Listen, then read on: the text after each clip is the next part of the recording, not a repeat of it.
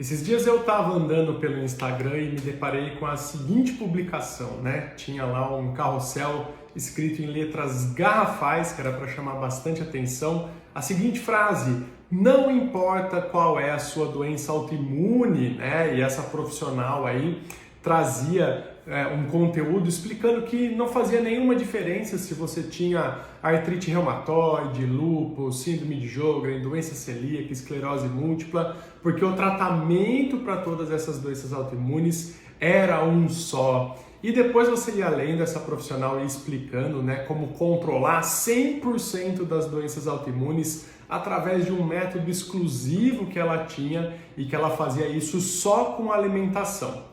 E eu passei por aquilo, fiquei pensando e resolvi voltar e fazer um comentário, né? Resolvi conversar um pouquinho com ela nesse post para esclarecer algumas coisas que eu não concordava, né? E aí eu fiz um comentário, no fim ficou até um textão, mas eu quero ler aqui para vocês o comentário que eu fiz nesse post dessa profissional. Então vamos lá.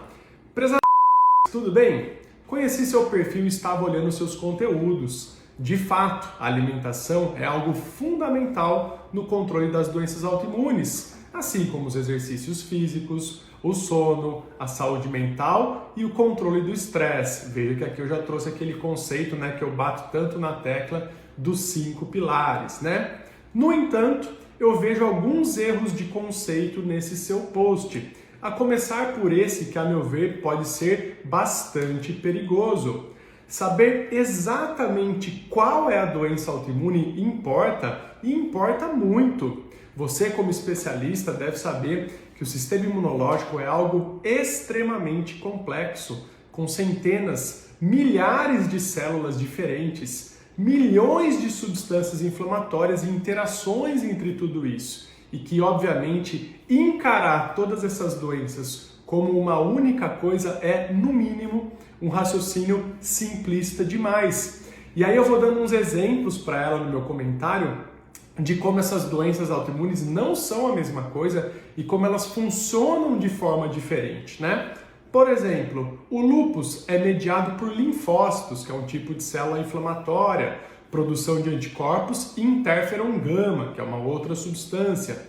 Já na artrite reumatoide, a origem da doença está nos neutrófilos, ou seja, é uma outra célula inflamatória, diferente daquelas envolvidas no lúpus, um outro tipo de células. Já nas espondilites, por outro lado, a via inflamatória ainda é diferente, sendo mediada pelos linfócitos TH17, envolvendo a ênteses, e não está relacionada à produção de anticorpos. Então veja que aqui eu já dei 3 exemplos muito claros de como essas 3 doenças autoimunes não são a mesma coisa e funcionam de forma completamente diferente. E aí eu pergunto para ela aqui, percebe como elas são diferentes?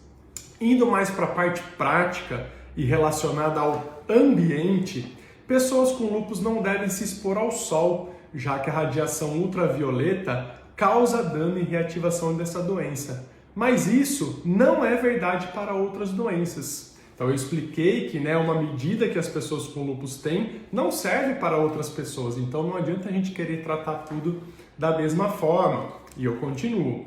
Um outro exemplo, pessoas com doença celíaca de fato não podem consumir nenhum tipo de alimentos com glúten. No entanto, isso não se aplica para todas as outras doenças autoimunes.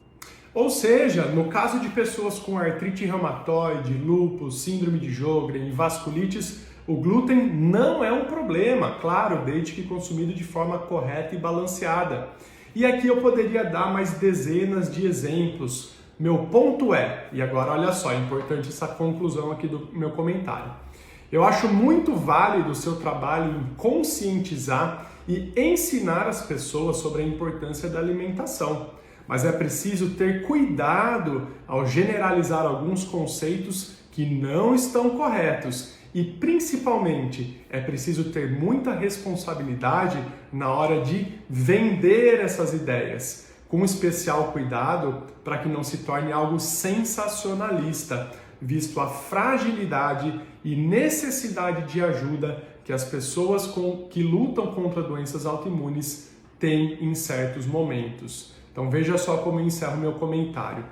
E aí você deve estar se perguntando, né, doutor Caio, por que você foi lá, quis arrumar essa briga, quis entrar nessa tretinha da internet, né?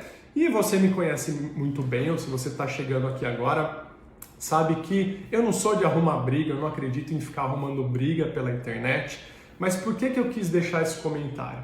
Então, primeiro, porque é preciso tomar muito cuidado com esses discursos que muitas vezes são bonitos, mas que não tem nenhum tipo de respaldo e que podem fazer você perder um tempo precioso no seu tratamento. Mas principalmente para reforçar que uma das coisas mais bonitas e mais poderosas que a gente tem ao cuidar de pessoas é entender que cada um é de um jeito, cada um tem sua particularidade.